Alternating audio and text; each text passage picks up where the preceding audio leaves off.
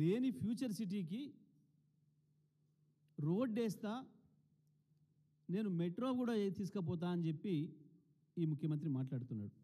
వాస్తవానికి మెట్రో అనేది ఎట్లా ఉండాలి, మెట్రో ఏ ప్రజల అవసరాల కొరకు ఉండాలి అనేది కేసీఆర్ గారు చాలా స్పష్టంగా చెప్పారు. ఆనాడే కేసీఆర్ గారు మెట్రోను 3 ఫేజ్లలో ఎట్లా చేసుకుంటూ పోవాలి, పెరుగుతున్న జనాభా అవసరాలకి ఇంకా 50 సంవత్సరాల అవసరాలకు సరిపోయే పద్ధతుల్లో ఏ రకంగా దాన్ని పెంచుకుంటూ పోవాలి, విస్తరించుకుంటూ పోవాలి అనే దానికి ఒక శాస్త్రీయమైన సర్వే చేయించి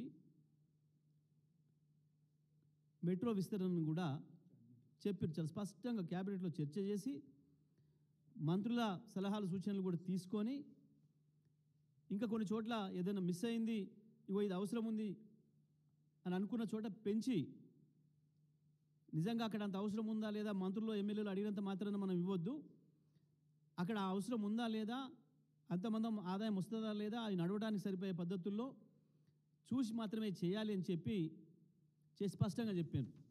ఆ ప్రాంతాలు కూడా ఎక్కడెక్కడ కేసీఆర్ గారు ప్రతిపాదించారనేది.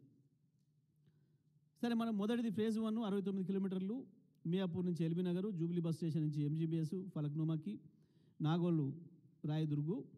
ఇవి మొదటి ఫేజ్లో వాళ్ళు ప్రారంభం చేసిపోయిన 30% పనిచేసిన కేసీఆర్ గారు రాగానే 2 ఏళ్లలోనే దాని వెంటబడి మిగతా 70% పూర్తి చేసి వాళ్ళ సేవలు అందిస్తూ ఉన్నాయి.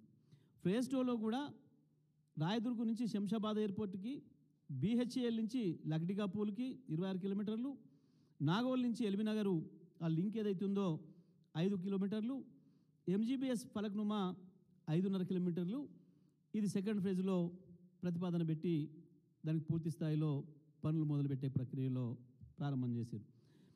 అదేవిధంగా థర్డ్ ఫేజ్లో బీహెచ్ఎల్ నుంచి పటాన్ చెరు, ఇస్నాపూర్ ఓఆర్ఆర్ వరకు 13 కిలోమీటర్లు, ఎల్బీ నగర్ నుంచి పెదంబర్పేట 13 కిలోమీటర్లు, 8 స్టేషన్లు ఎల్బీ నగర్ నుంచి పెదంబర్పేటకి, శంషాబాద్ నేషనల్ హైవే మెట్రో నుంచి కొత్తూరు, షాద్నగర్ వరకు 28 కిలోమీటర్లు, ఉప్పల్ నుంచి గట్కేసరు ఓఆర్ఆర్ నుంచి బీబీ నగర్ వరకు.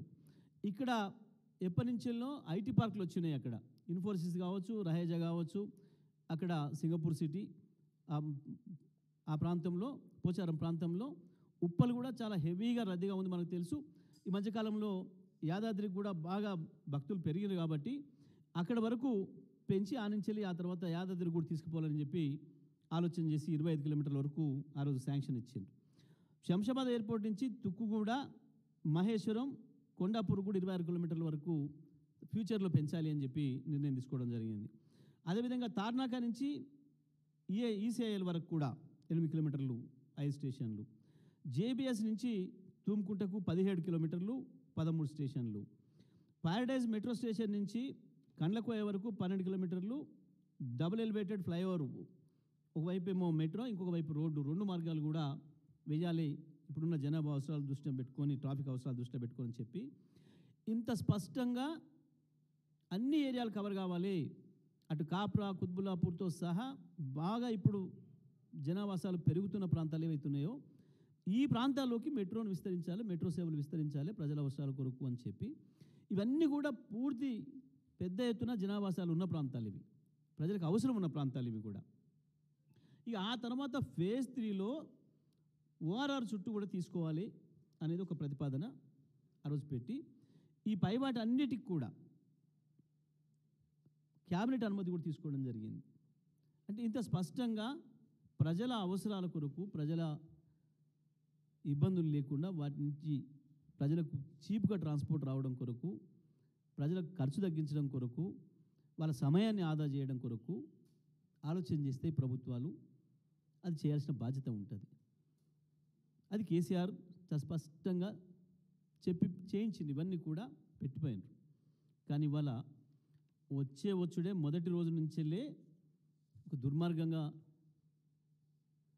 తన యొక్క ఉన్న ప్రణాళిక ఏదైతుందో తన రియల్ ఎస్టేట్ దందాన్ని పెంచుకోవడం కొరకు, ఏ ఇండ్లు, ఏ ఆవాసాలు, ఏ అవసరాలు, ఏ ఫ్యాక్టరీలు కూడా లేని ప్రాంతంలో అసలు ఫ్యూచర్ ఎక్కడి ఫ్యూచర్ సిటీ, ఈయన ఫ్యూచర్ ఏందో ఆయనకే తెలియదు, రేపు ఉంటాడా ఎల్లుండి బీక్తాడా తెలియదు.